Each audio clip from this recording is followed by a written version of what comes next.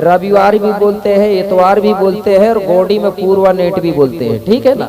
यहाँ पहाड़ा लाए हैं कि नहीं अभी तक किसी ने? उठाना हाथ किसके पास गोडी पहाड़ा। बस राजश्री खा के थूक देते होगे जरूर 40 रुपया की, वो इतना ही का मिलता होगा लगभग। हर घर में गोडी पहाड़ा होना चाहिए। पूरी भाषा बने अथवा ना बने, कम से कम थोड़ी बहुत तो बने, गिनती बन जाए उतना ही ठीक है। ठीक है ना। तो जरूर ले लेना, दुकान भी आई है। ठीक है। और ये दुकान बार बार नहीं मिलती। तो 750 प्रकृति में, प्रकृति कैसे पावर है प्रकृति का 750 में। जब 750 हम लोग लिखते हैं तो सबसे पहले आता है 7, उसके बाद में 5, उसके बाद में 0 है कि नहीं। 7 5 0।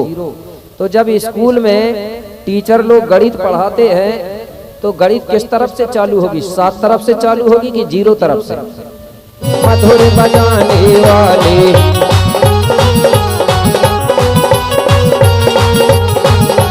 जय जय शंभो भोलानाथ डमरू मधुर बजाने वाले, जय जय शंभो भोलानाथ डमरू मधुर बजाने वाले, जय जय शंभो भोलानाथ डमरू मधुर बजाने वाले, डमरू मधुर बजाने वाले, डमरू मधुर बजाने वाले।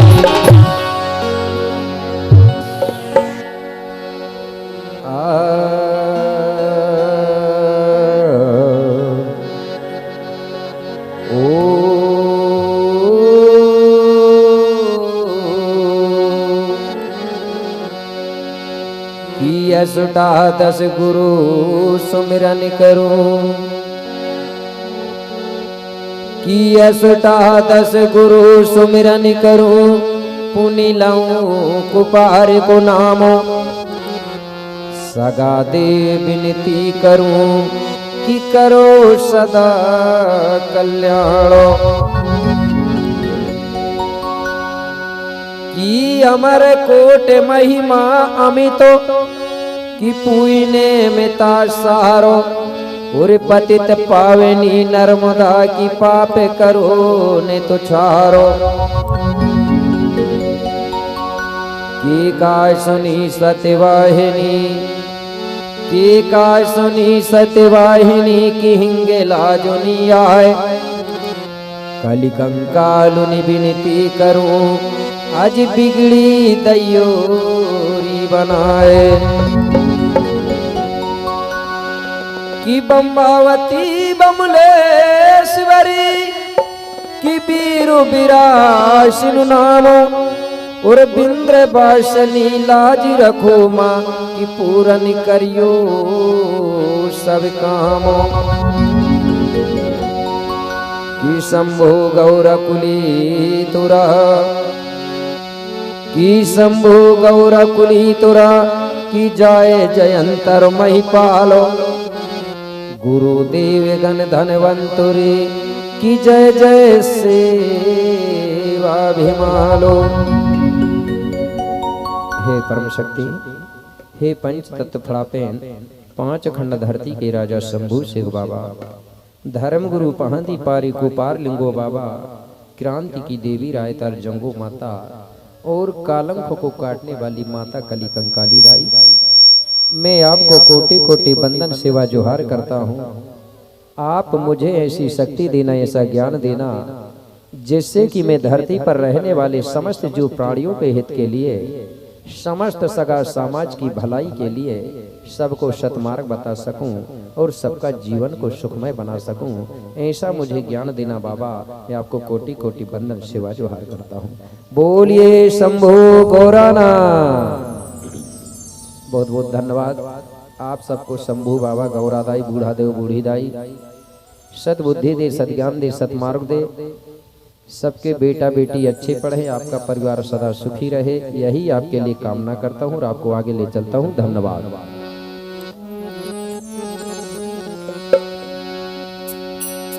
मंगल भवन या मंगलोहारी,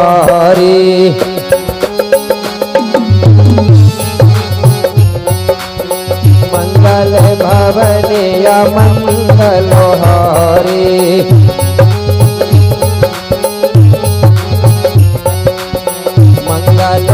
पावन अमंगल हारी।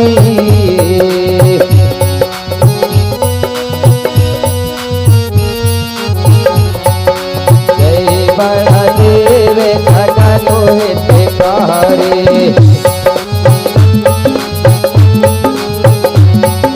जय बड़ा देव जगत हितकारी।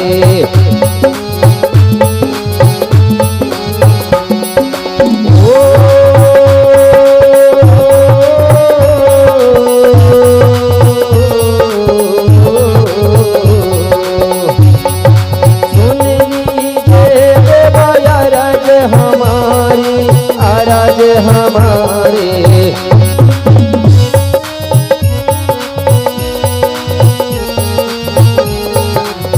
पूया पंच के तुम्हें हितकारी। पूया पंच के तुम्हें हितकारी। सुन लीजिए देवया रज हमारे पूया पंच के तुम्हें हितकारी। प्रिय सज्जनों, अब ले चलता हूँ कल जहाँ पर मैंने गाथा को रोका था वहीं से फिर प्रारंभ करने जा रहा हूँ।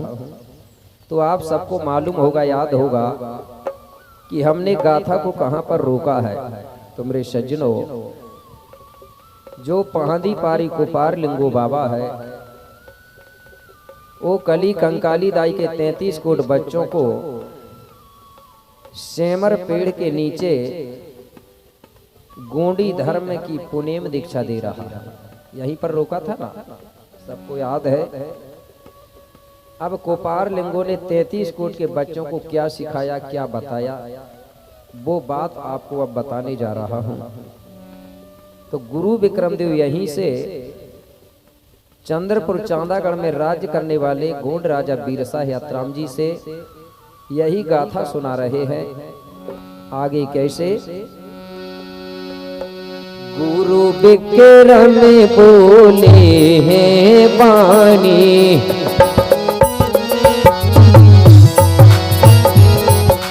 गुरु विक्रम बोले हैं वाणी।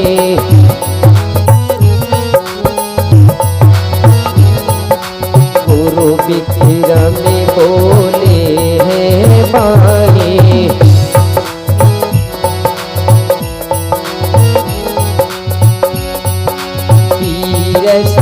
है सुनो सकल कहानी,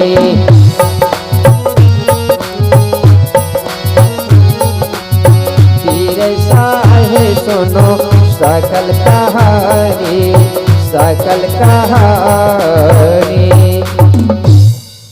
गुरु विक्रमदेव कहने लगे, राजा सबसे पहले कुपार बाबा 33 कोट बच्चों से बोला, बेटा सुनो। तो सबसे पहले लाइन में जो बच्चा बैठा था, मैंने कल बताया था ना, सबसे पहले लाइन में कितने बच्चे बैठे हैं? एक बच्चा बैठा है। उसी प्रकार से झंडा बना है। तो सबसे पहले पंक्ति में जो एक बच्चा बैठा था, उससे कुपार बाबा कहने लगा, बेटा तुम खड़े हो जाओ। वो बच्चा खड़ा हुआ। बोले, तुम अकेले इस सेमर का जो पेड़ लगा है, उस सेमर के पेड़ में से एक पत्ते वाली डंठल तोड़ के लाना है, एक पत्ते वाली डंठल। और आप अकेले को 100 गोत्र की सूची बनाकर मेरे पास जमा करना है। वो बच्चा उठा। उठने के बाद उसने सेमर की एक पत्ते वाली डंठल तोड़ के लाया और 100 गोत्र की सूची बनाकर गुरुजी के पास जमा कर दिया। इसके बाद कुपार बाबा दूसरी पंक्ति में बैठे थे 2 बच्चे, उनसे बोले बेटा अब तुम दोनों खड़े हो जाओ। तुम दोनों मिलकर के सेमर की 2 पत्ते वाली डंठल तोड़ के लाना और दोनों मिलके 100 गोत्र बनाकर मेरे पास जमा करना। दोनों बच्चे उठे और सेमर की 2 पत्ते वाली डंठल तोड़ के लाए और 100 गोत्र की सूची बनाकर गुरुजी के पास जमा कर दिए। इसके बाद गुरुजी तीसरी पंक्ति में जो बच्चे बैठे थे तीन, उनसे बोला बेटा अब तुम तीनों खड़े हो जाओ। तुम तीनों मिलकर के सेमर की 3 पत्ती वाली डंठल तोड़ के लाओ और तीनों मिलके 100 गोत्र बनाओ और मेरे पास जमा करो। तीनों बच्चे गए, सेमर की 3 पत्ते वाली डंठल तोड़ के लाए और 100 गोत्र की सूची बनाए और गुरुजी के पास जमा कर दिए। इसके बाद गुरुजी चौथे लाइन में बैठे थे जो बच्चे 4, उनसे बोले बेटा अब तुम चारों खड़े हो जाओ।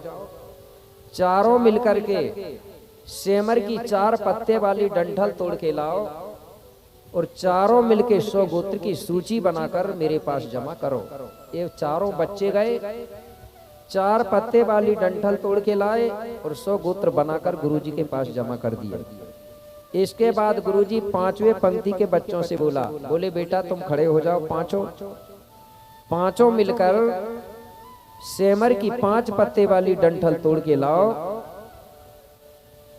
और पांचों मिलके 100 गोत्र बनाकर मेरे पास जमा करो। पांचों बच्चे गए, 5 पत्ते वाली डंठल तोड़ के लाए और 100 गोत्र बनाए और गुरुजी के पास जमा कर दिए। इसके बाद गुरुजी 6वीं पंक्ति के बच्चों से 6 बच्चों से बोले बेटा अब तुम 6 ही बच्चे खड़े हो जाओ। 6 ही मिलकर के सेमर की 6 पत्ते वाली डंठल तोड़ के लाओ और तुम 6 ही 100 गोत्र बना के मेरे पास जमा करो। उन बच्चों ने 6 पत्ते लाए, 100 गोत्र बनाए और गुरुजी के पास जमा कर दिए। इसके बाद गुरुजी 7वें पंक्ति के बच्चों से आखिरी पंक्ति के, तो कितने बच्चे थे? 7। 7 से बेटा तुम 7 खड़े हो जाओ और 7 मिलकर के सेमर की 7 पत्ते वाली डंठल तोड़ के लाओ। 7 बच्चे खड़े हुए, 7 पत्ते वाली डंठल तोड़ के लाए और 100 गोत्र की सूची तैयार किए और गुरुजी के पास जमा कर दिए। इस प्रकार से पहली पंक्ति से लेके 7वीं पंक्ति के बच्चों ने सेमर के 1 पत्ते से लेके 7 पत्ते तक का गुच्छा लाया डंठल, और हर पंक्ति के बच्चों ने 100 गोत्र का निर्माण किया। तो कितने गोत्र हो गए? हर पंक्ति के बच्चों ने 100 गोत्र बनाया। तो 7वीं पंक्ति के बच्चों ने कितने गोत्र बना दिया? 700। अब सफेद ड्रेस वाले बच्चे कितने बच्चे हैं? कल बताया था, सफेद ड्रेस वाले बच्चे कितने हैं? 5। अब उन बच्चों का नंबर लगाया गुरुजी ने, सफेद वालों का। बोले बेटा खड़े हो जाओ। पहले नंबर का बच्चा से तुम अकेले सेमर की 8 पत्ती वाली डंठल तोड़ के लाओ, क्योंकि 7 तक बुलवा लिया था। 8 पत्ते वाली गुच्छा डंठल लाओ और अकेले 10 गोत्र बनाओ।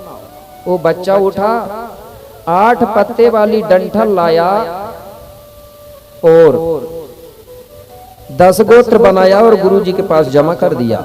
इसके बाद गुरुजी दूसरे नंबर के बच्चे से बेटा तुम खड़े हो जाओ।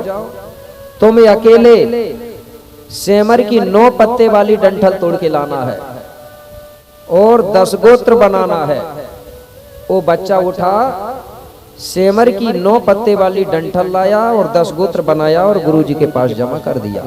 इसके बाद गुरुजी तीसरे नंबर के बच्चे से बोले बेटा तुम खड़े हो जाओ। अब तुम अकेले सेमर की 10 पत्ते वाली डंठल तोड़ के लाओ और तुम अकेले 10 गोत्र बनाओ और मेरे पास जमा करो। वो बच्चा उठा, 10 पत्ते वाली डंठल तोड़ के लाया और 10 गोत्र बनाकर गुरुजी के पास जमा कर दिया। इसके बाद गुरुजी चौथे नंबर के बच्चे से बेटा अब तुम खड़े हो जाओ।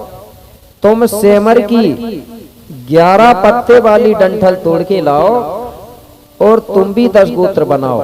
वो बच्चा उठा, सेमर की 11 पत्ते वाली डंठल तोड़ के लाया और 10 गोत्र बनाकर गुरुजी के पास जमा कर दिया। अब गुरुजी आखिरी नंबर के बच्चे से बोले बेटा तुम खड़े हो जाओ। तुम सेमर की 12 पत्ते वाली डंठल तोड़ के लाओ और तुम भी 10 गोत्र बनाओ। वो बच्चा उठा, सेमर की 12 पत्ते वाली डंठल तोड़ के लाया और गुरुजी के पास जमा कर दिया। इस प्रकार से गुरुजी ने जो 5 बच्चे बैठे थे उनसे 8 से लेके 12 तक पत्ता बुलवाया और हर बच्चे से 10 गोत्र बनवाया। तो 5 बच्चों ने कितने गोत्र बना दिए? 50। पहले कितने बने थे? 700। कितने हो गए? 750। इस प्रकार से पूरे गोत्र बने हमारे 750। तो हमारे गोत्र कितने होते हैं? 750। अब ये 750 क्यों बनाया गया? जो 750 अंक है वो प्रकृति के मानने वाले, गोंडी धर्म संस्कृति को मानने वालों के लिए शुभ अंक माना जाता है। शुभ क्यों माना जाता है? क्योंकि 750 में पूरी प्रकृति समाई हुई है। जैसे हर धर्म के अंक अलग अलग होते हैं कि नहीं होते? कोई श्री 1008 को मानता है कि नहीं? मुस्लिम धर्म के लोग 786 को मानते हैं कि नहीं मानते? इसी प्रकार जो गोंडी धर्म को मानने वाला आदमी है वो 750 को मानता है। लेकिन हमारे कुछ लोगों को पता नहीं है तो वो क्या करते हैं? श्री 1008 भी लिख लेते हैं। कई गोंड लोग तो 786 भी लिख लेते हैं। ये हमारी चीज पता ना होने के कारण। तो हमारा शुभ अंक कौन सा है? 750। हर घर में 750 होना चाहिए दरवाजा के ऊपर, ठीक है ना? क्या लिखना चाहिए? 750। जहां 750 लिखा होता है वहां प्रकृति का सबसे ज्यादा पावर होता है, ठीक है?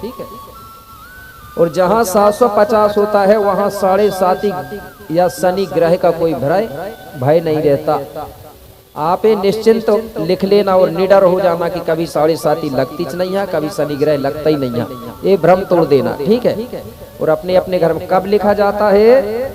हमारे में जो सबसे ज्यादा पावरफुल दिन होता है वो हफ्ता में एक दिन आता है जिसको हम रविवार बोलते हैं। क्या बोलते हैं? रविवार भी बोलते हैं, इतवार भी बोलते हैं और गोंडी में पूर्वा नेट भी बोलते हैं, ठीक है ना? यहाँ पहाड़ा लाए हैं कि नहीं अभी तक किसी ने? उठाना हाथ किसके पास गोंडी पहाड़ा। बस राजश्री खा के थूक देते होंगे जरूर 40 रुपया की। वो इतना ही का मिलता होगा लगभग। हर घर में गोंडी पहाड़ा होना चाहिए। पूरी भाषा बने अथवा ना बने, कम से कम थोड़ी बहुत तो बने, गिनती बन जाए उतना ही ठीक है ना? तो जरूर ले लेना। दुकान भी आई है, ठीक है? और ये दुकान बार बार नहीं मिलती। तो 750 प्रकृति कैसे पावर है प्रकृति का? 750 में जब 750 हम लोग लिखते हैं तो सबसे पहले आता है 7, उसके बाद में 5, उसके बाद में 0, है कि नहीं? 7 5 0। तो जब स्कूल में टीचर लोग गणित पढ़ाते हैं तो गणित किस तरफ से चालू होगी? 7 तरफ से चालू होगी कि 0 तरफ से? किस तरफ से? 7 से 0। हाँ, तो 0 किस तरफ है? दाएं तरफ है। ऐसा ही आएगा ना? और हमारी संस्कृति में दाएं से बाएं चलते हैं ना ऐसा। तो दाएं तरफ 0 आया है। तो 0 का मतलब होता है, बोले बेटा सबसे पहले यह संसार शून्य था, कुछ नहीं था, 0 था। संसार शून्य के बराबर था, इसलिए सबसे पहले है 0। 0 के बाद में कौन सा अंक आया है? 5। 5 का मतलब है, बोले 0 के बाद में जो 5 है, 5 मतलब 5 शक्ति प्रकट हुई।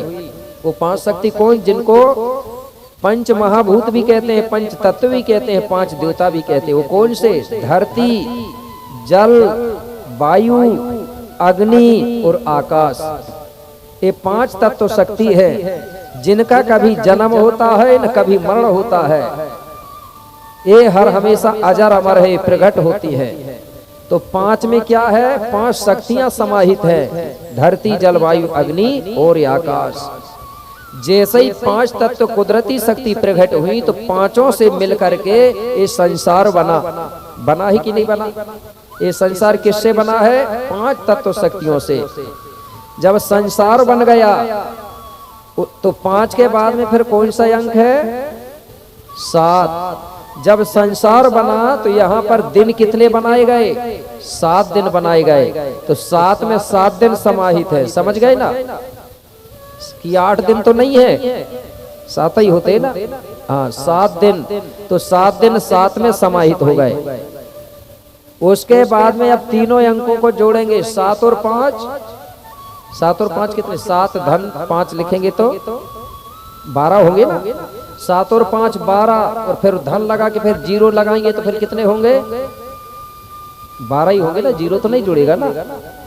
तो 7 दिन के बाद में यहाँ जो टोटल 12 आ रहा ना, तो यहाँ पर महीना बनाए गए कितने? 12 बनाए गए हैं कि नहीं? भलाई महीना एक बढ़ भी जाता है लेकिन नाम वही रहता है, ठीक है ना। ये अलग से नाम रखते हैं उसका। कितने महीना है? 12। तो 12 में 12 महीना समाहित हो गए, 7 में 7 दिन समाहित हो गए, 5 में 5 तत्व समाहित हो गई। अब बचा क्या बताइए? दुनिया में कुछ नहीं बचा ना, पूरा संसार ये अंक में समा गया। इसलिए ये अंक बड़ादेव का सबसे बड़ा पावरफुल अंक है। इसलिए अपने अपने घर में ये अंक जरूर होना चाहिए, ठीक है ना। समझ आई मात्र शक्तियां? ताली तो बजा रहे हैं लेकिन लिखोगे तब मानूंगा। मरकाम दादाजी कहते थे बोल के नहीं करके दिखाओ, और इधर ऐसा लग रहा है कि बोल के भर दिखा रहे करके नहीं दिखा रहे, ठीक है ना। तो ये 750 का मतलब है। ये इसलिए बता रहा हूं कि हम जिस चीज को मानते हैं उसके बारे में हमको जानना बहुत जरूरी है। 750 के तो अनुवाद करेंगे, अर्थ तो बहुत ढेर सारे हैं, पूरे दिन भी बीत जाएगा तो उसका अर्थ नहीं निकलेगा। लेकिन फिर भी मैं आपको संक्षेप में बता रहा हूं जो मुख्य चीज है। तो इस प्रकार गुरु कोपार ने सबसे पहले गोत्रों का निर्माण कराया, उसी के आधार पे झंडा बना है। तो एक बार झंडे का गीत सुना दूं, ठीक है? क्योंकि देखो जिसको प्रवचन से समझ नहीं आता है तो उसको गीत से आ जाता है, ठीक है। और हमारी संस्कृति ही एक ऐसी है, मनोरंजन करते करते हमको अपना इतिहास पता चल जाए, ठीक है। तो जो झंडा बना है वो देवों के आधार पे रंग दिया गया है। पहला देव के लिए ये आकाशी रंग है, 2 देव वालों के लिए ये, और 3 और 4 सबका अलग अलग है, ठीक है ना। उसी के आधार पे झंडा बना हुआ है। तो वही गीत सुना रहा हूं मैं। तो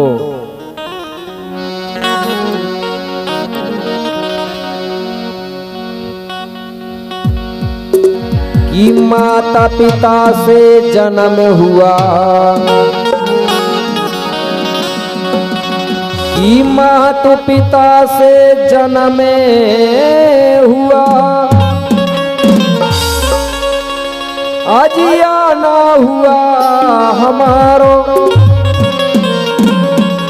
और गोंडी धर्म के देवी देवता की गोंडी माता अनुसारो, कि 52 गढ़ के देवी देवता आज विनती है बारंबारो, और रक्षा सबकी करना देवा की, सबको है सेवा जोहारो।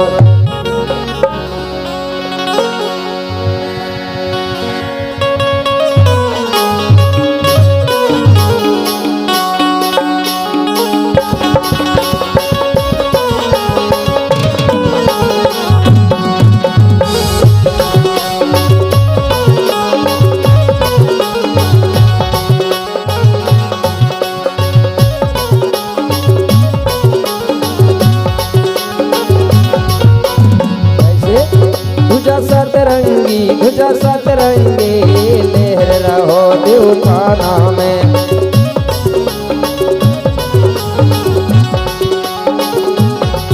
भुजा सतरंगी लहर रहो देवताना में,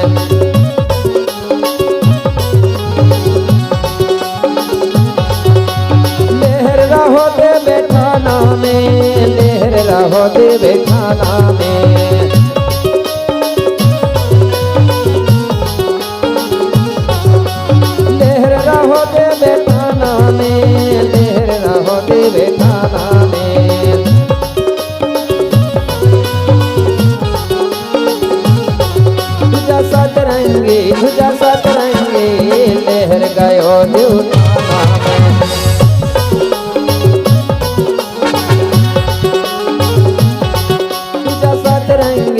तुझा सतरंगे लहर गयो देवठाना में।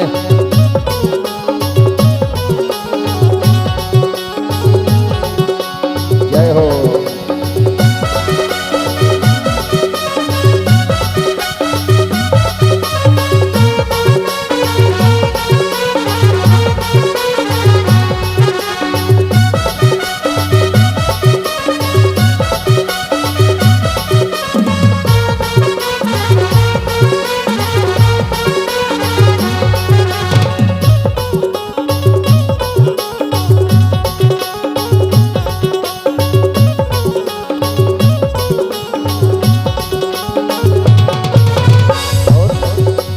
पहला रंग दई एक देवधारी, पहला रंग दई एक देवधारी, एक देवधारी रे एक देवधारी। पहला रंग दई एक देवधारी। कौन सा रंग या काशी, रंग या काशी लहरा रहो देवठाना में।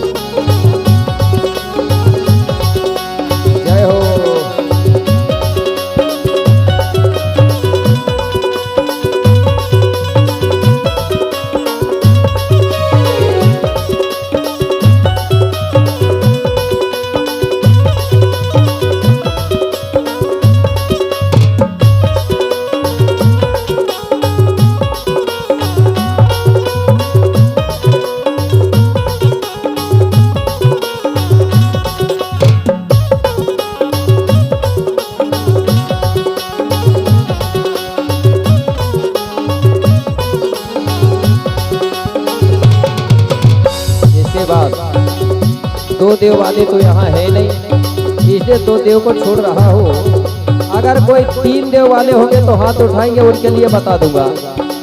चलो तीन वाले हैं तो तीन वाले ध्यान से सुनेंगे और झंडा की तरफ देखेंगे। क्या अरे अरे तीजा रंग दे तीन देवधारी, तीजा रंग दे तीन देवधारी, तीन देवधारी रे तीन देवधारी। तीजा रंग दे तीन देवधारी। कौन सा रंग जामुनी, रंग जामुनी लहरा रहो देवठाना में।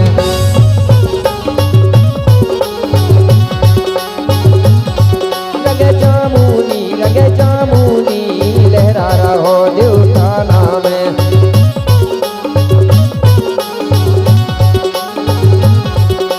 लहरा रहो देवठाना में, लहरा रहो देवठाना में।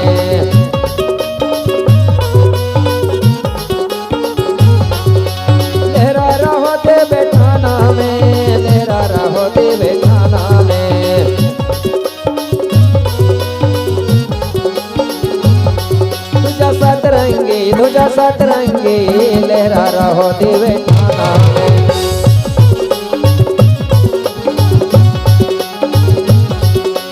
जय हो।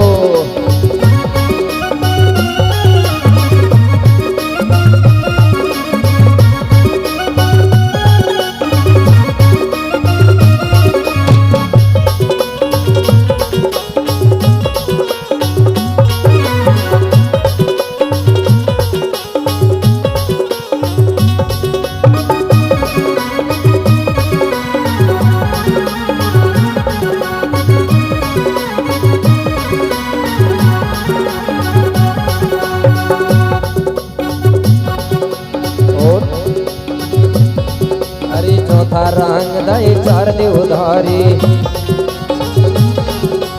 चौथा रंग दे चार देवधारी, चार देवधारी रे चार देवधारी। चौथा रंग दे चार देवधारी। कौन सा रंग लालो है लहरा रहो देवठाना में।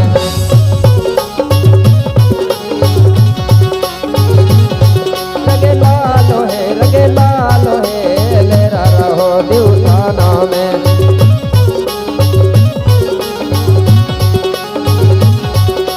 लहरा रहो देवठाना में, लहरा रहो देवठाना में।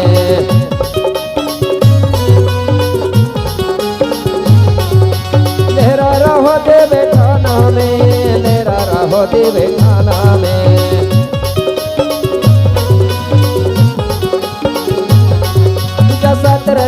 तुझा सतरंगी लहरा रहो दे। जय हो।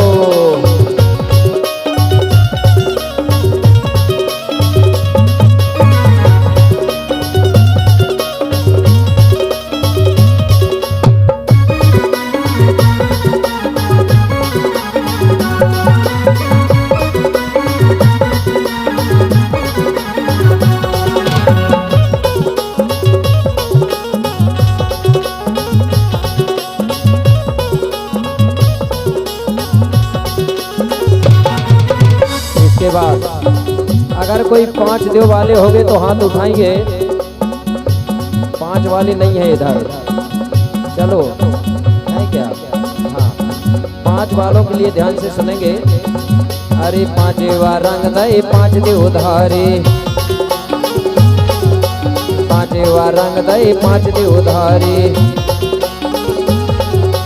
5 देव धारी रे 5 देव धारे। कौन सा रंग है 5 वालों के लिए? रंग तोता है, रंग तोता है लहरा रहो देवठाना में।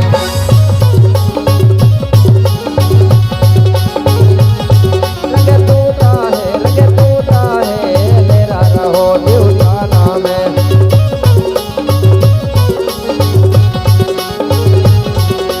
लहरा रहो देवठाना में, लहरा रहो देवठाना में।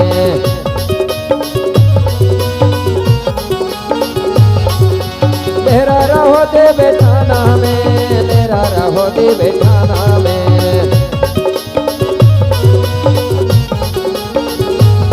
तुझा सतरंगी लहरा गयो देवठाना में।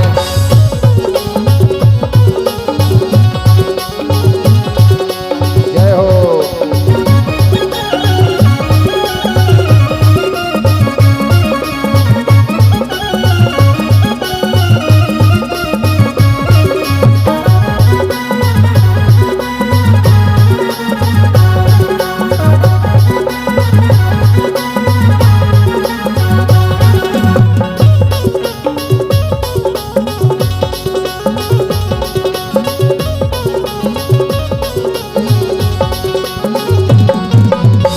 बाद 6 देवधारी 6 देव वाले ध्यान से सुनेंगे क्या? अरे 6वां रंग दे 6 देवधारी, 6वां रंग दे 6 देवधारी। 6 देवधारी रे 6 देवधारी। 6वां रंग दे 6 देवधारी। कौन सा रंग हारा है, रंग हारा है लहरा रहो देवठाना में।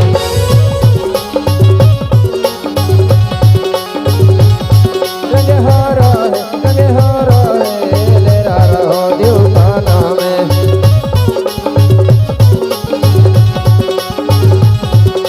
लहरा रहो देवठाना में, लहरा रहो देवठाना में।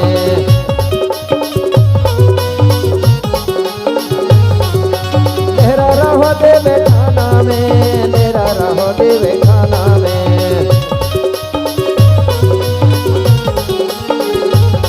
तुझा सतरंगी लहरा रहो देवठाना में।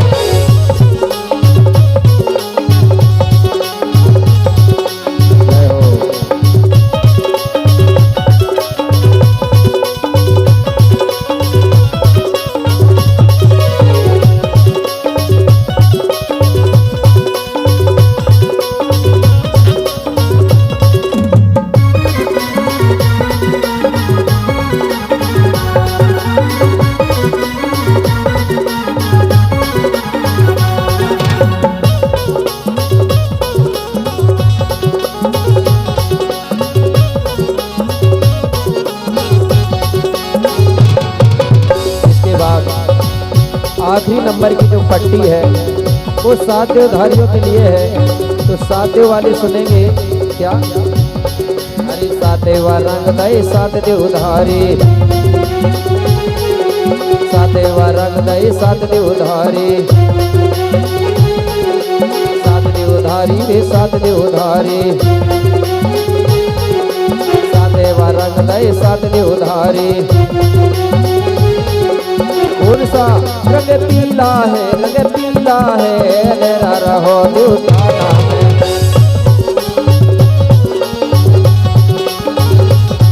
रंग पीला है, रंग पीला है, लेरा रहो देवताना में।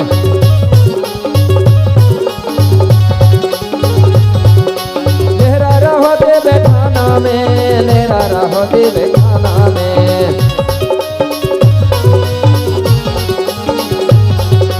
लेरा रहो देवे खाना में, लेरा रहो देवे खाना में। तुझा सतरंगी, तुझा सतरंगी, लेरा गयो देवताना में। तुझा सतरंगी, तुझा सतरंगी, लेरा गयो देवताना में। तुझा सतरंगी, तुझा सतरंगी, लेरा गयो देवताना में। तुझा सतरंगी, तुझा सतरंगी, लेरा गयो देवताना में। तुझा सतरंगी, तुझा सतरंगी, लेरा गयो देवताना में। लेरा गयो देवताना में, लेरा गयो देवताना में, लेरा गयो देवताना में। बोलिए कुपार लिंगोना। बहुत बहुत धन्यवाद। इस प्रकार से हमारा जो सतरंगी झंडा बना हुआ है वो एक देव से लेके सभी देवधारियों के लिए बना है। इस प्रकार से कुपार बाबा ने 750 गोत्रों का निर्माण करवाया। अब कुपार बाबा क्या बता रहा है 33 करोड़ बच्चों को? बोले बेटा अब मैं आपको जीवन जीने का रास्ता बता रहा हूं। सभी मात्र शक्तियां शोरगुल नहीं करेंगी क्योंकि आवाज जल्दी करने लगती है। बोलिए रायतार जंगो दाईना। तो कुपार लिंगो ने 33 करोड़ बच्चों को क्या बताया कि हमारा समाज का जो जीवन जीने का मार्ग है, जो रास्ता है, उसको बोलते हैं हम पुनेम। क्या बोलते हैं? पुनेम। जैसे हर धर्म हर समाज के लोगों का जो जीवन जीने का रास्ता होता है वो अलग अलग होता है, अलग अलग नाम से उसको जाना जाता है। जानते हैं कि नहीं? कैसे? उदाहरण के लिए जो हिंदू धर्म के लोग हैं, ठीक है, जो हिंदू धर्म को मानता है, उनका जो जीवन जीने का जो रास्ता लिखा है उस पुस्तक को, उस ग्रंथ को वो बोलते हैं पुराण। बोलते हैं कि नहीं? पुराण। इसी प्रकार जो मुस्लिम धर्म को मानता है, मुस्लिम समाज का जो जीवन जीने का रास्ता लिखा है उसको वो पुराण नहीं बोलते। क्या बोलेंगे? मुस्लिम लोगों की जो धार्मिक ग्रंथ है उसको क्या बोलेंगे? वो रामायण बोलेंगे क्या? नहीं बोलते। क्या बोलेंगे? कुरान बोलेंगे कि नहीं? कुरान। धोखा से भी नहीं बोलेंगे वो रामायण। इसी प्रकार जो ईसाई धर्म को मानता है वो अपनी धर्म ग्रंथों को रामायण नहीं बोलेगा, कुरान नहीं बोलेगा। क्या बोलेगा? बाइबिल। तो हम गोंड समाज है, गोंडी धर्म को मानने वाले हैं, तो हमारा जो जीवन जीने का जो रास्ता लिखा है उस ग्रंथ या पुस्तक को क्या बोलेंगे हम? कोया पुनेम। कौन सी गाथा हमारी? कोया पुनेम। ये हमारी पहचान है कि नहीं? हमारी ग्रंथ। नहीं तो हमारे गोंड लोग कहीं गोंडी पुराण लेना है बोलते हैं। ठीक है, पुराण है ही नहीं गोंडों की। इसी प्रकार जो देवी देवता होते हैं ना, जैसे हिंदू धर्म का जो देवता होगा, भगवान होगा, वो कहाँ रहता है? मंदिर में। मुस्लिमों का देवता कहाँ रहता है? मस्जिद में, मंदिर में नहीं रहता वो। ईसाइयों का कहाँ रहता है? गिरजाघर में। सिखों का कहाँ रहता है? गुरुद्वारा में। और गोंडों का अब क्या बोलेंगे? अब गोंड लोग भी तो मंदिर ही बोल रहे हैं आज, जबकि मंदिर नहीं होता गोंडों का। उसको बोलते हैं हिंदी में देव खलियान और गोंडी में बोलते हैं पेन कढ़ा। ठीक है ना? क्या बोलेंगे?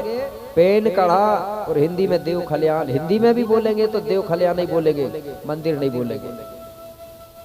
इसलिए कबीरदास जी ने सही कहा था ना, गोंडों का देवता के बारे में कहा उसने, ना मंदिर में रहता है बड़ा देव, ना मस्जिद में रहता है बड़ा देव। ठीक है ना? हम कहा मानते हैं उसको? पेन कढ़ा साजा के पेड़ में। ठीक है ना? तो कुपार बाबा यही बता रहा है कि बेटा बोले हमको पुनेम पर चलना है, मतलब सतमार्ग पर चलना है। जो सही है उसको मानना है, जो गलत है उसको बिल्कुल नहीं मानना है। गलत को गलत कहेंगे, सही को सही। तो वो बता रहा है कि सबसे पहले सत्य और असत्य को जानिए कि सत्य क्या है और असत्य क्या है। आज बहुत से लोग हैं, बिना पढ़े लोग भी सत्य को जानते हैं। पढ़ने अकेले से चीज नहीं होता कि पढ़ेंगे तभी हम सत्य को पहचान। अनपढ़ आदमी भी सत्य को पहचान जाता है, और कई पढ़ा लिखा भी नहीं पहचान पाता, क्योंकि कुछ लोग सिर्फ नौकरी लगने के लिए पढ़ते हैं, ड्यूटी करने के लिए, विवेक तर्क के लिए नहीं पढ़ते, सत्य जानने के लिए नहीं। कैसे? एक बात मुझे याद आई। दो सगे भाई थे, सगे दो भाई थे। एक भाई ने पढ़ लिया और एक भाई ने नहीं पढ़ा, एक अनपढ़ रहा। तो जो अनपढ़ भाई था, पढ़ा लिखा नहीं था, वो गांव में खेती किसानी करते रहा, और जो पढ़ा लिखा था वो क्या कर रहा था? वो नौकरी में लग गया, सर्विस टीचर बन गया, मास्टर। तो वो चला गया कहाँ? उदाहरण के लिए खैरागढ़। ठीक है ना? वही वो बच्चों को पढ़ाता था, स्कूल लगाता था। कुछ दिनों के बाद में वो भैया आया घर, तो घरे आया तो वो क्या करता था? पढ़ा लिखा भैया रोज नहा धो के और लोटा ऐसे लेके और रोज ऐसा करके पानी कुड़ेलता था, चढ़ाता था। चढ़ाते ना कई लोग। तो छोटा भैया पढ़ा लिखा नहीं था, अनपढ़ था। उसने सोचा कि मेरा भाई पढ़ा लिखा है और मास्टर है, टीचर है, कुछ ना कुछ तो रहस्य होगा, तब तो नहा धो के ऐसे पानी चढ़ाता डालता, रोज को कुड़ेलता पानी। एक दिन छोटा भाई पूछने लगा, क्या पूछने लगा? बोले बड़े भैया मैं रोज देखता हूँ, बोले तुम नहा धो के बोले और ऐसा लोटा में पानी लेके ऐसे कुड़ेलते हो, बोले करते क्या हो? बोले क्या करते हो? बोले बड़ा भैया क्या बोला? बोले मैं बोले अपने पुरखाओं को रोज पानी देता हूँ। क्या दे रहा हूँ? पानी। अब छोटा भैया ने पूछा, बोले बड़े भैया पुरखा कहाँ है? बोले अपने। बोले इलाहाबाद में है। तो बोले यहाँ से तुम पानी देते हो तो इलाहाबाद पहुंच जाता है पानी क्या? बोले उन तक। बोले हाँ। बोले गुरुजी बता रहे थे ब्राह्मण देवता, मैं प्रवचन सुनने गया था। बोले तो गुरुजी जब बता रहे हैं बोले तो पहुंचता ही होगा। बोले उसने सीधा डायरेक्ट सुना और मान लिया बात को कि सही होगी। अब छोटा भाई ने सोचा कि ये पढ़ा लिखा है, मैं अनपढ़ हूं। जब ये पढ़ा लिखा है तो पानी पहुंचता होगा तब तो ये चढ़ाता है। वो भी घर गया और एक बाल्टी में पानी भर के लाया और उसी के बाजू में वो भी बाल्टी रख दिया और बाल्टी से पानी ऐसा निकाल निकाल के वो भी बाहर उड़ेलने लगा पानी। अब बड़ा भैया पूछने लगा, बोले छोटे भैया तुम का क्या कर रहे हो? बोले कुछ नहीं। बोले गेहूं सूख रही है। बोले उसने गेहूं लगाया था खेत में। तो बोले कितने दूर खेत? बोले अपनी खेत बोले 3 किलोमीटर दूर है। बोले यहाँ से। तो बोले तुम यहाँ से पानी डाल रहे हो? बोले वो 3 किलोमीटर दूर पानी पहुंच जाता होगा खेत में। बोले जब तुम्हारा पानी बोले बिना पाइप का इलाहाबाद पहुंच रहा है तो मेरा पानी 2 किलोमीटर नहीं पहुंचेगा क्या? बोले मास्टर सोचने लगा कि यार मैं पढ़ा हूं लेकिन मेरे अंदर विवेक और तर्क नहीं है, वास्तविक में अंधविश्वास है। बिना पाइप का कहां पानी पहुंचेगा? वो खुद कहने लगा इससे अच्छे तो अनपढ़ लोग हैं। और आज भी मेरे भाई बात किया जाए तो गोंडवाना को कमजोर पढ़े लिखे लोगों ने किया है। सभी लोगों ने नहीं, सभी लोगों ने नहीं किया है। कुछ लोग हैं जो बड़ी बड़ी ड्यूटी सर्विस में रह के शहरों में सिटियों में रह रहे हैं, उनको गोंडी संस्कृति से कोई भी संस्कार करने में शर्म आती है। आती है कि नहीं? अरे बोले यहाँ के लोग क्या कहेंगे मुझे, मुसलमानों को तो नहीं आती शर्म। वो एक कलेक्टर भी रहेगा तो अपनी संस्कृति से या दफनाएगा आखिरी में। और हमारे लोग थोड़ी बहुत अगर ऊपर चले गए ना तो उनको तो फिर समाज के लोगों से शर्म लगती है। तो जिसको लगी शर्म उसी का पीछे हो गया धर्म। ठीक है ना? तो पढ़ने के साथ साथ हमको विवेक और तर्क होना चाहिए, तब हम सत्य को पहचान पाएंगे। नहीं तो कितना भी पढ़ाई कर लो, कितने भी डिग्री प्राप्त कर लो, कोई मतलब नहीं। नहीं तो ड्यूटी लगना है, पैसा कमाना है, ये काम तो जंगल के जानवर पशु पक्षी भी करते हैं कि नहीं करते हैं? हर आदमी को बता रहा हूं मैं, अगर हो सके तो, और बहुत से लोग आज भी करते हैं, हम जो कमाई करते हैं साल भर में, जैसे हम 1 लाख रुपया कमाते हैं या महीने में कमा रहे हैं, चलो महीना में अगर 1 लाख रुपया कमा रहे हैं तो 10 या 5% उसका पैसा निकाल के अलग रखना चाहिए। ठीक है? 1 लाख का 5% निकालेंगे तो 5,000 होगा ना। ठीक है? 10 निकालेंगे तो 10,000 होगा। चलो 10 नहीं कर पा रहे हैं, 5 तो कर सकते हैं ना। 1 लाख में 5,000 रुपया अलग निकाल के रख लो। 2 लाख कमा रहे हो तो 10 लाख दो, 5 कमा रहे 25 रख दो। तो जो पैसा अलग रखा जाता है उसको हमारे सामाजिक कार्य में देना चाहिए। आज मुस्लिम धर्म के लोग भी करते हैं, सरदार लोग भी, सभी लोग करते हैं, लेकिन हमारे लोग नहीं करते। इससे होता क्या है, जब तुम अपनी कमाई से 10-5% समाज के लिए दोगे या कोई धार्मिक अपने कामों में दोगे तो तुम्हारी आने वाली पीढ़ी कभी बिगड़ेगी नहीं। जो आदमी धन कमा कमा के रखता, कभी समाज के लिए और धर्म के लिए नहीं देता ना, उसी की संतान अपने आप धीरे धीरे बिगड़ने लगती है। ये पूर्वज लोग बताते थे। तो कुपार बाबा कहने लगा, हम सत्य को मानने वाले लोग हैं, तो सत्य को कैसे पहचाना जा सकता है? तर्क और विवेक करके। किसी भी बात को सुनने के बाद डायरेक्ट मत मानना। जैसे आज मैं बात बता रहा हूं, मैं ये नहीं कहता कि पूरी बात मेरी सत्य होगी। ठीक है? कुछ गलत भी हो सकती है। और मेरे पास आप ये मत सोचना कि भाई पूरी चीज अच्छी होगी गुरुजी के पास। अच्छाई जहां होती वहां बुराई भी होती है। जहां फूल होता है वहां कांटे भी होते हैं कि नहीं? अगर गुलाब का पेड़ देखोगे तो फूल भी है, कांटे भी है कि नहीं? अगर जो अच्छा आदमी है, समझदार आदमी है, तो उसमें क्या देखेगा? सिर्फ फूल देखेगा वो, और फूल तोड़ेगा। और जो आदमी अच्छा नहीं है, खराब है, तो वो कांटे ढूंढेगा। इसी प्रकार अगर कोई अच्छी बात बताता तो उसकी अच्छी बात उसकी ले लो, और जो बुरी बात उसको छोड़ दो। नहीं तो हमारे समाज में अधिकतर देखता हूं मैं कि हमारे जो महापुरुष हैं या जो अच्छे लोग हैं, उनकी बुराइयां ढूंढते हैं, अच्छाइयां नहीं ढूंढते, जबकि हमको अच्छाइयां ढूंढना चाहिए। ठीक है? तो कुपार बाबा ये बता रहा है कि बोले बेटा, सत्य पे चलना है, प्रकृति को मानना है, क्योंकि प्रकृति से ही सबका भला होता है। तो उसने बताया, क्या बताया गुरु कुपार ने? बोले बेटा सुनो, 33 ही मिल करके तुम फड़ा पेन की सेवा करना। क्यों? फड़ा पेन से बढ़कर दुनिया में कोई नहीं है। फड़ा पेन मतलब बड़ा देव। कैसे बताया?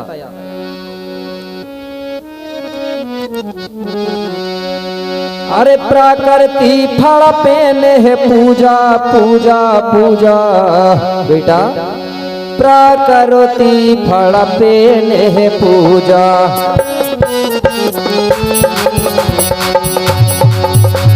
प्रकृति फड़ पेन है पूजा पूजा पूजा बेटा।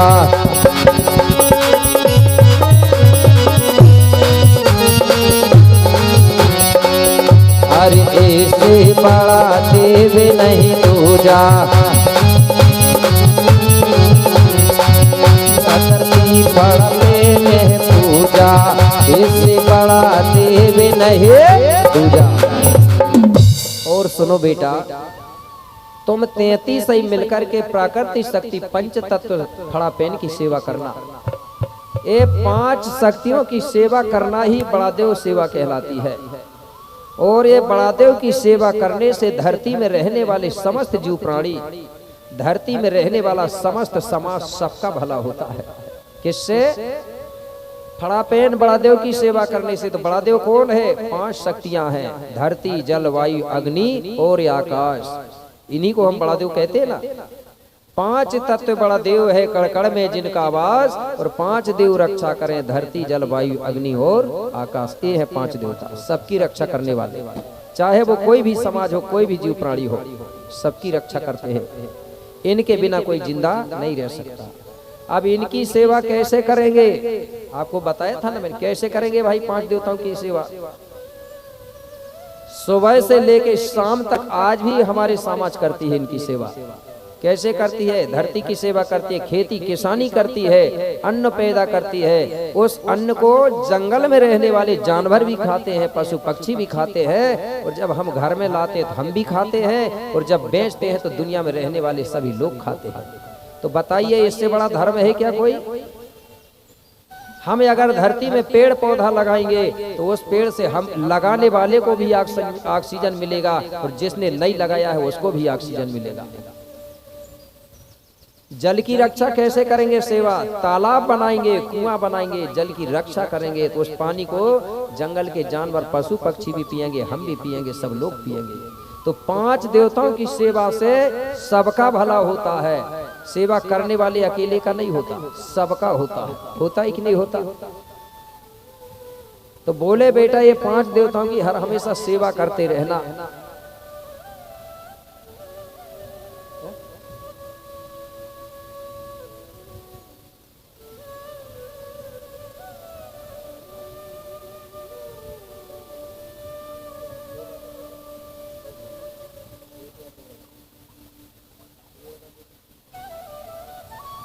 हेलो, बोलिए शंभू गौराना। तो ये 5 देवताओं की सेवा करने से ही सबका भला होता है। इसलिए आज गोंड लोग आज भी जल, जंगल, जमीन के बारे में आज भी बात करते हैं। कोई करता है क्या गोंडों के अलावा? जरूरत सबको है ऑक्सीजन, पेड़ पौधों की, लेकिन ठेका गोंडों का है क्या? जबकि इस लड़ाई को, इसके लिए सबको संगठित होना चाहिए, चाहे वो एससी हो, चाहे एसटी हो, चाहे ओबीसी हो। क्योंकि जल, जंगल, जमीन के बिना कुछ नहीं रहेगा। ये धरती नहीं रहेगी तो कोई के मंदिर रहेंगे ना, मस्जिद में रहेंगे ना, कुछ नहीं रहेगा, नहीं रहेगा ना। पेड़ पौधा अगर खत्म हो जाएंगे मेरे भाई तो बीमारियां चालू हो जाएंगी। ऑक्सीजन खरीदते थे लोग, ठीक है। तो कुपार बाबा कहने लगा, बेटा सुबह से लेकर शाम तक तुम इस प्रकृति की सेवा करना, इसी से सबका भला होगा। और सुनो, दिन भर सेवा करना, और प्रतिदिन सुबह शाम 15-20 मिनट के लिए धरती दाई का मतलब प्रकृति का सुमरन भी करना, ध्यान भी करना। क्योंकि ध्यान करने से हमारा जो मन चंचलता होता है, वो चंचलतापन खत्म होकर हमारा मन एकत्रित होता है। किससे होता है? ध्यान से। इसलिए हमको 15-20 मिनट या आधा घंटा ध्यान करना चाहिए, उससे चंचलतापन खत्म होती है। नहीं तो कई लोग कहते हैं कि 1 बोतल पी लेते हैं तो टेंशन खत्म हो जाती है। मेरे भाई, आप अगर वो 1 बोतल के जगह में आधा घंटा अगर ध्यान करोगे ना, तो पूरा दिन भर आपका मन टेंशन मुक्त रहेगा। ये प्रैक्टिकल है मेरी। आप आधा घंटा ध्यान करिए, कुछ दिनों में आपको दिन भर ऐसा लगेगा कि कोई चिंता ही नहीं है, टेंशन ही नहीं है। ये ध्यान से वो होता है। तो बोले बेटा, शाम सुबह तुमको फड़ापेन का सुमरन भी करना है, ध्यान करना है। तो बोले गुरुजी कैसे करेंगे? बोले आप फड़ापेन का सुमरन ध्यान करने को और बता दो, या बोले कोई बड़ा देव का मंत्र है क्या? कोई बोले हाँ बेटा मंत्र भी है, बोले बड़ा देव का। तो यही मंत्र बताया गुरु ने। कौन सा? जो लिखा है आज भी, गोंडी धारा में मंत्र जय सेवा,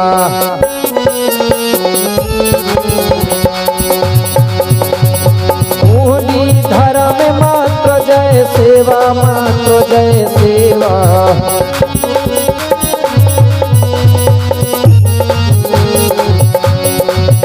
हरि जय गोंडेवाना, जय बड़ा देवा।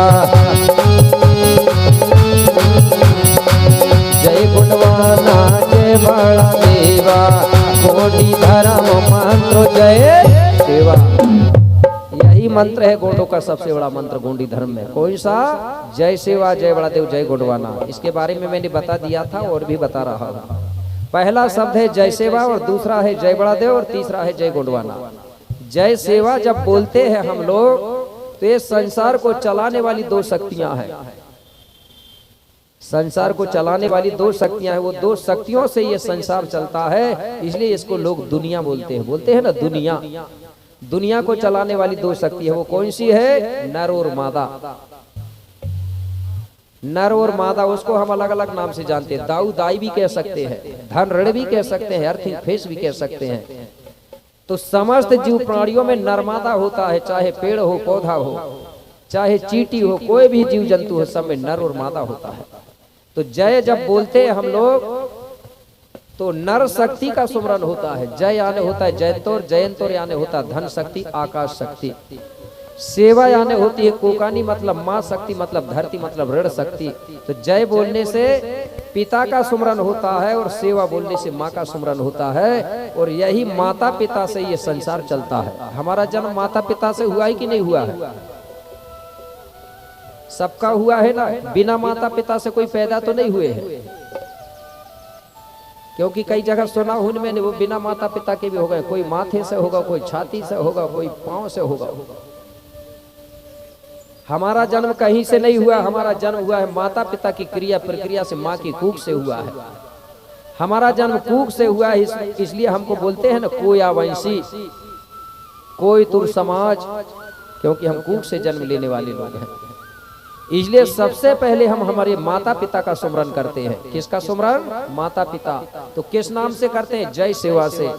जय सेवा के बहुत अर्थ होते हैं। जय सेवा का मतलब ये भी होता है, जय सेवा मतलब सेवा भाव की जय जयकार हो, सेवा भाव अमर रहे, क्योंकि सेवा के बिना कुछ नहीं होता। जय सेवा महामंत्र है सब धर्मों की खान, और सेवा से बन जाते हैं बिगड़े सारे काम। और सेवा नहीं करेंगे तो काम बन जाएगा क्या? यहाँ भी आप लोग आए हो तो यहाँ भी तो सेवा ही किया जा रहा है ना आपकी। कैसे? आपके लिए बैठने की व्यवस्था है, खाने की व्यवस्था है, पीने की व्यवस्था है, तो ये सेवा ही है कि नहीं है? तो सेवा भाव की जय जयकार होना चाहिए कि नहीं? जब सेवा कर रहे हैं लोग तो उनकी सेवा की जय जयकार होना चाहिए कि नहीं? तो जय सेवा का मतलब है सेवा भाव की जय जयकार करना भी है। और सेवा के बिना कुछ नहीं होता। चाहे यज्ञ करो, चाहे जप करो, चाहे तीरथ करो, जब तब तीरथ यज्ञ हवन चाहे करो 1000, लेकिन सेवा भाव नहीं रहेगा ना तो सब कुछ हो जाएंगे बेकार। कोई यज्ञ करके बता दे सेवा ना करे, कोई किसी की सेवा ही ना करे, यज्ञ हो जाएगा? जिस दिन सेवा खत्म भई तो प्रलय हो जाएगा। अभी जो ड्यूटी नौकरी में रहते हैं ना सरकारी कर्मचारी, जब वो रिटायर हो जाते हैं तो क्या बोलते हैं? सेवा निवृत्त, सेवा से खत्म। और जब तक ड्यूटी में रहते तो इतना बड़ा पावर रहता है ना, और जैसे ही ड्यूटी से गए तो कुछ नहीं रहता, नहीं रहता ना। जैसे वो एक बल्ब होती है ना सर, जब तक उसकी वो अंदर की जो वायर सही तब तक कीमत रहती है, जैसे ही भाई अंदर की वायर जली तो बल्ब को फेंक देते हैं लोग।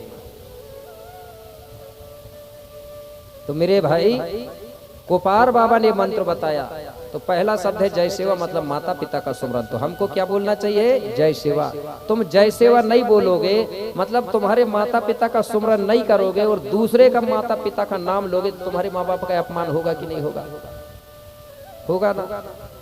अब कई लोग खुद के माँ बाप को तो नहीं सुमर रहे हैं, दूसरे के माता पिता को नाम ले रहे हैं, लोग रात दिन ले रहे हैं, तो अपमान कर रहे हैं कि नहीं खुद के माँ बाप का। दूसरा शब्द है जय बड़ादेव। जय बड़ादेव जब बोलते हैं तो 5 देवताओं की एक साथ जयकारा हो जाती है। धरती जल वायु अग्नि आकाश की, इनको अलग अलग नाम लेने की जरूरत नहीं पड़ती। जय बड़ादेव मतलब 5 शक्तियों का सुमरन जयकारा। आखिरी में है जय गोंडवाना। जय गोंडवाना जब बोलते हैं तो 5 खंड धरती की जयकारा होती है। भारत की भी हो जाती है, अरब, ऑस्ट्रेलिया, अफ्रीका और दक्षिण अमेरिका, 5 खंड धरती की जयकारा। और जय भारत बोलेंगे तो सिर्फ भारत अकेले की जयकारा होगी, और जय गोंडवाना बोलेंगे तो भारत भी और 4 खंड उसके साथ जो धरती 4-5 खंडों की होगी। तो जय गोंडवाना में 5 खंड धरती समा गई, जय बड़ादेव में 5 देवता समा गए, और जय सेवा में धन और ऋण, दाई और दाऊ शक्ति समा गई। तो बताइए मंत्र पूरी चीज समा गई क्या नहीं? ये सबसे बड़ा महामंत्र है। इस मंत्र का उच्चारण करने से पूरी प्रकृति का सुमरन हो जाता है। तो कम से कम शाम सुबह इतना तो कर सकते हैं ना भाई। हमारे देवी देवताओं के आगे जय सेवा, जय बड़ा देव, जय गोंडवा नगर के रार की धूप लगा दो। हो गया गुरु दीक्षा की नहीं हुआ कि नहीं हुआ? दीक्षा मिल गई कि नहीं? जिसने याद कर लिया और इसका प्रयोग कर लिया तो समझ जाओ तुमने गुरु दीक्षा ले लिया।